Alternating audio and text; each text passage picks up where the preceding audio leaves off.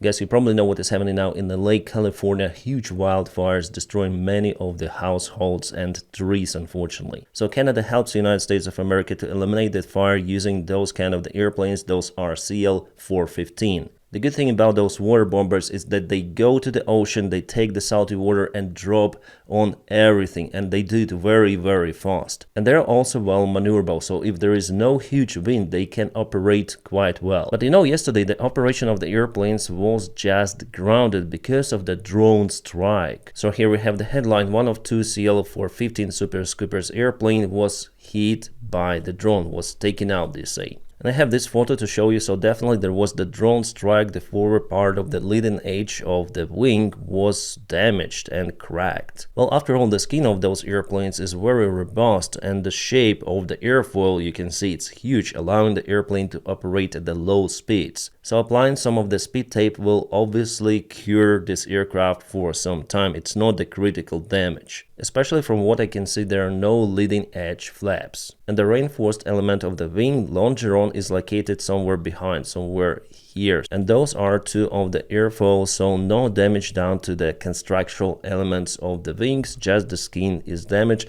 But this case again opens the question of the reckless drone operation done by some people right at this disaster scene. Those could be people who do not know anything, those could be journalists or even YouTubers. And the drone legislation elsewhere is getting stricter and harder because of those kind of the cases with the reckless operation of the drones. To fly the drones in those areas with natural disaster, drone operators should apply for the special permission from FAA. You have to have authorization. FAA is the Federal Aviation Authority that regulates the norms in the United States airspace. Especially the interference with emergency responders occurs. So yes, it was that case. So the airplane operation was grounded after the drone strike, at least for some time. And because of that, firefighters cannot help many of the people on the ground. So it's crazy what happened just because of the single stupid guy with a drone. By the way, the requirements not to operate the drones in the special emergency areas applied also in the European Union. And now let's go to the Flight Ready 24. So here we speak about this particular area caught by fire, and you may see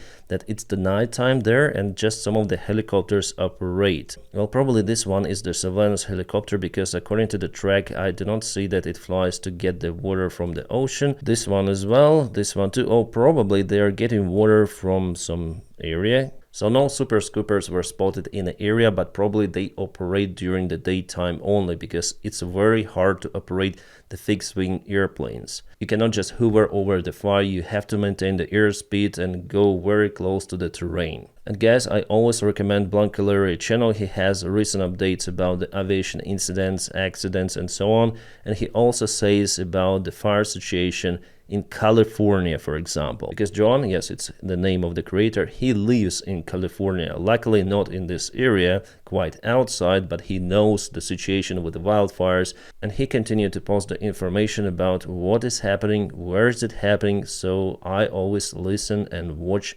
him. And here we have the fragment of how pilots operate those Super Scoopers airplanes. These pilots are flying what's called a Super Scooper. At around $30 million, it's one of the most expensive aerial firefighting aircraft ever made. Yeah, it's really expensive. Like Boeing 737 cost maybe 15 millions more than this airplane. So again, it's made for a specific mission. Really a boat with giant wings, and it's built like a tank. It looks like no other plane in the world. The CL-415 Enhanced Aerial Firefighter can scoop and drop 1,400 gallons of water on wildfires in a matter of minutes.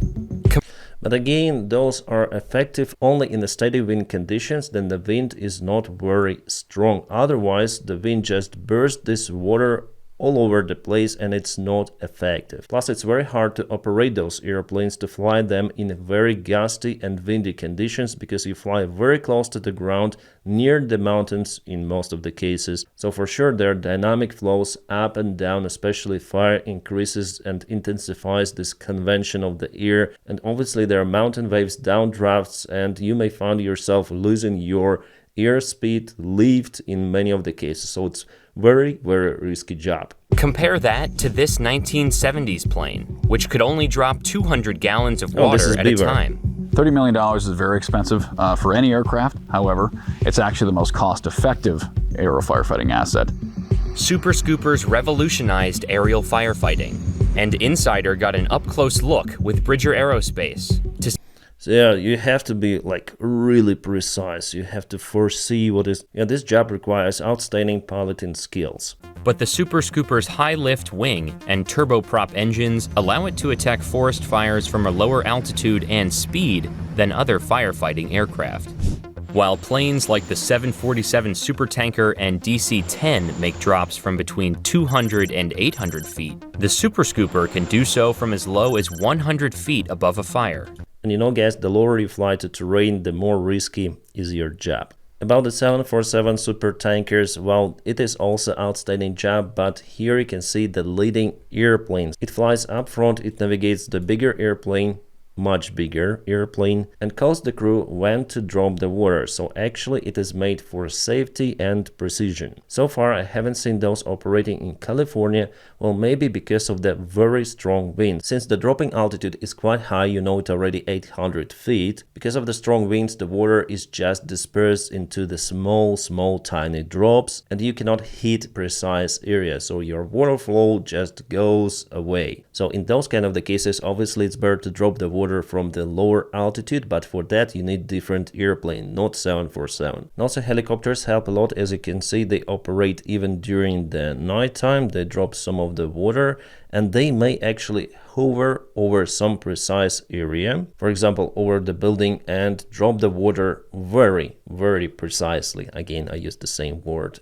Well, I wonder if the drops like that really help in case you have that kind of the huge fire, but anyways, fire department does everything. They use all of the assets. There was also the information spread in the internet, especially by some term politicians, that there is no water in California, that local authorities cut the water, which is actually wrong. The water was absent in the special fire tanks, which are used to create the additional pressure to help water to go uphill. That's what the local fire department says. And why the water was absent? Because firefighters used all of that, and it requires some time to go back to the tank. You cannot just take the water, all of the water, and put immediately to the fire tank. So it's the usual thing actually. There is basically the tube which is connected to the tank, and water goes, yes, under normal pressure, but still you need to have this tank full or at some certain level to continue to eliminate the fire at the higher elevation. Maybe after this tank there is also the water pump installed, which increases the pressure. Well, I may agree that there should be more of those fire tanks created, yes.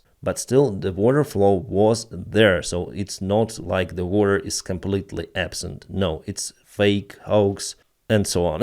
So we'll see, guys. Then there is the daytime in California whether Super Scoopers start to operate again, because yesterday after the drone strike the flights were just grounded. So yeah, we have the news that the airplanes were grounded after civilian drone hit the airplane over Los Angeles wildfires. The FAA introduced the restricted airspace over the wildfires. And actually disturbing the firefighting efforts is the federal crime in the United States. It's understandable and punishable by 12 months in prison and a fine of up to $75,000. But again, it will be kind of hard to find that drone in the forest. I understand that because once I lost my own drone in some of the local small forest and I wasn't able to find it. It wasn't the DJI drone, I just lost the signal and it crashed somewhere. I wasn't able to find it even in a small space, not even speaking about wildfire area, which also could destroy the drone itself. So yeah, hopefully guys, the fire will be ceased very soon. It's very